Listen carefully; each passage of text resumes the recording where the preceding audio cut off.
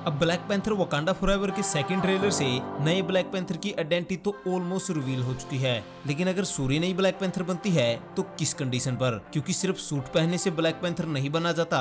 Black panther Wakanda का protector है और राजा भी होता है, और सूरी में एक राजा बनने वाली क्वालिटीज नहीं है। तो क्या कोई और भी ब्लैक पैंथर है जो वकांडा का नया किंग बनेगा? साथ ही इस मूवी में नेमोर वकांडा को इन्वेड क्यों कर रहा है? ऊपर से जैसा कहा जा रहा है कि डॉक्टर डूम ही मेन रीजन है वकांडा वर्सेस नेमोर की फाइट का, तो क्या ऐसा सच में पॉसिबल है? क्योंकि कॉमिक्स में डॉक्टर डूम ऐसा कर चुका है।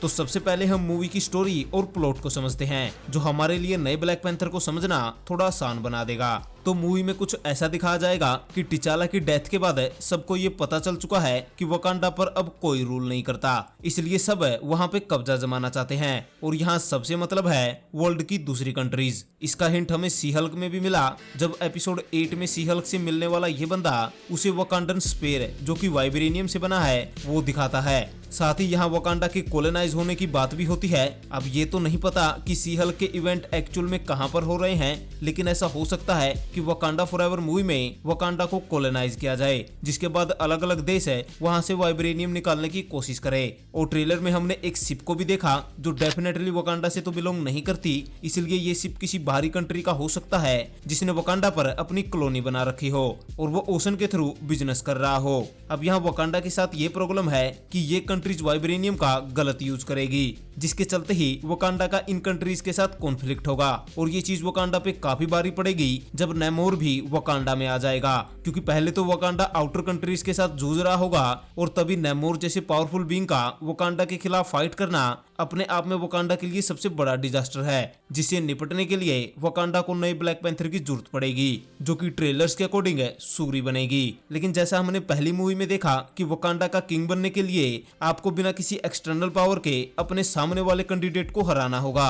जैसे टिचाला एम्बाकू को हराकर राजा बनता है, तो वहीं किलमोंगर टिचाला को हराकर राजा बना। लेकिन यहाँ एक और पॉसिबिलिटी है कि कोई भी राजा अपनी पोजीशन दूसरे को ट्रांसफर कर सकता है, जैसे किंग टिचाका ने अपनी पोजीशन सिविल वॉर में टिचाला को दी। लेकिन ऐसा होने के बाद भी कोई नए बने किंग को फाइट के लिए इनवाइट कर सकता है, और अगर वो नया किंग फाइट में हार जाता है तो वो अपनी पोजीशन भी खो देगा। तो अब यहाँ ऐसा हो सकता है कि जब टिचाला की डेथ मूवी में दिखाई जाए तो उस मूवमेंट पर टिचाला सूरी को अपना मेंटल दे और इसी तरह से वो नई ब्लैक पैंथर बने। लेकिन फिलहाल वकांडा में हार्ट शेप हर्ब नहीं है जो कि ब्लैक पैंथर को उसकी पावर देता है, तो एक तरह से सूरी को ब्लैक पैंथर नहीं कहा जाएगा। पर थ्रू आउट मूवी सूरी ये लर्न करे कि उसे ब्लैक पैंथर बनने के लिए हर्ब की जरूरत नहीं है। वो अपने माइंड का यूज करके पहले वाले से भी पावरफुल ब्लैक पैंथर सूट बनाए, जिसे पहनकर वो मूवी के एंड में ब्लैक पैंथर बने। साथ ही कुछ थ्योरीज के अकॉर्डिंग ऐसा भी कहा जा रहा है कि मूवी के एंड में सूरी नई ब्लैक पैंथर बनेगी, लेकिन वकांडा का किंग अम्बाकू होगा, जहां सूरी और अम्बाकू मिलकर दोबारा से वकांडा को सिक्योर करेंगे और इस तरह वकांडा को किंग और ब्लैक पैंथर दोनों मिल जाएंगे।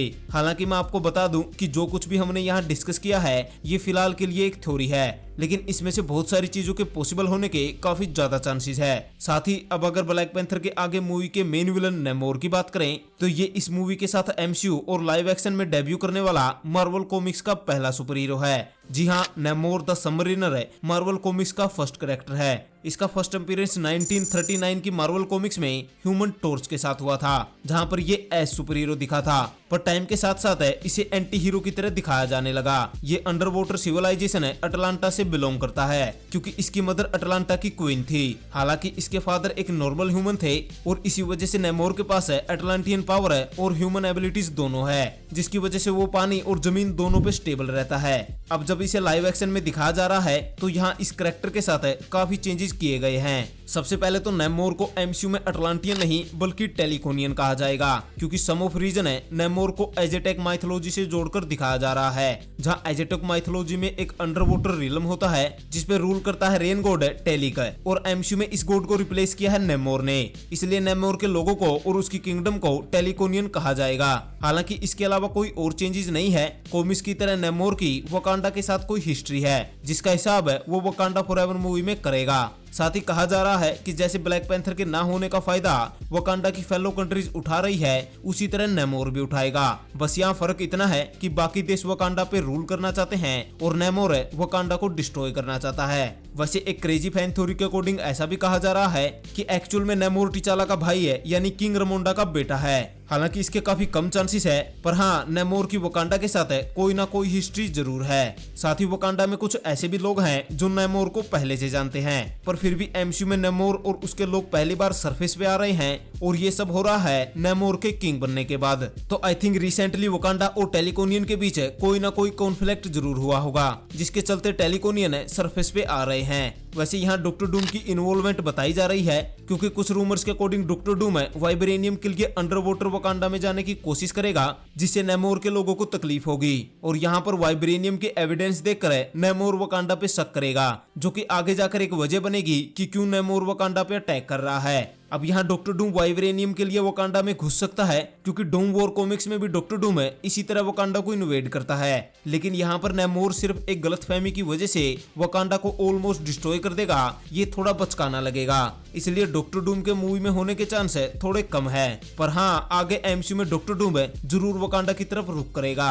अब अगर वापस आए ब्लैक पैंथर मूवी पर, तो ये मूवी चैडविक बोसमैन की डेथ के बाद अपना पूरा टेस्ट बदल चुकी है। नया ब्लैक पैंथर कोई भी हो, बस वो टिचाला की लेगेसी को कॉपी करने की कोशिश ना करे। हमें ब्लैक पैंथर के लिए अब कुछ नया ही चाहिए, क्योंकि ब्लैक पैंथर आने वाली सीक्रेट वॉर मूवी में हमें स्नैप करते हुए भी तो देखना है।